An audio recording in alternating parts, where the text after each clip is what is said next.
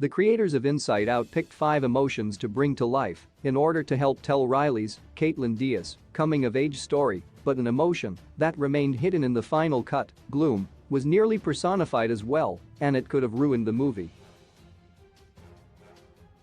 With many comparing Inside Out to Pixar's Soul, the 2015 blockbuster includes joy, Amy Poehler, fear, Bill Hader, anger, Lewis Black, disgust, Mindy Kaling, and sadness, Phyllis Smith, and focuses on their growth in understanding themselves and each other, and consequently, Riley must work through these evolving emotions as she deals with a challenging time of change in her life.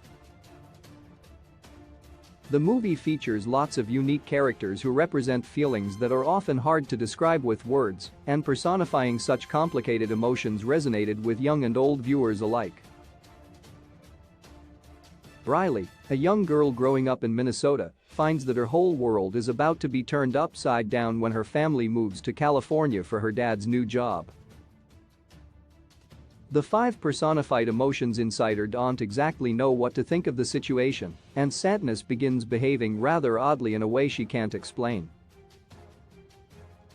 While the Pixar movie includes imaginary friends, like Bing Bong and a whole production crew that acts out Riley's dreams, there are also implied feelings that aren't personified, but instead are hidden in the narrative.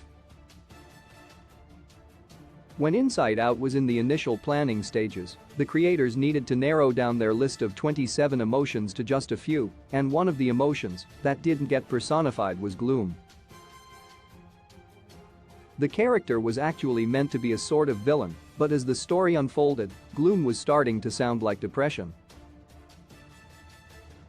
With the writers not wanting to get into a clinical diagnosis and suggesting that depression was just a villain that could be beaten like other, more traditional villains in Disney movies, personifying the emotion was abandoned, but the idea remained hidden in the final cut, and that decision made the movie more sensitive and relatable. When Riley's family arrives in California, sadness begins to act a little oddly, touching a yellow, joyful memory and turning it blue. Joy tries to contain sadness in a little circle she draws on the floor. Eventually, with sad emotions becoming overwhelming for the young girl, her personality islands turn gray and collapse, and even the control panel in headquarters turns gray, becoming harder and harder to use. Concept art of gloom portrayed the emotion as a gray and black character, which can be seen represented in the colors that her personality islands and control panel turns.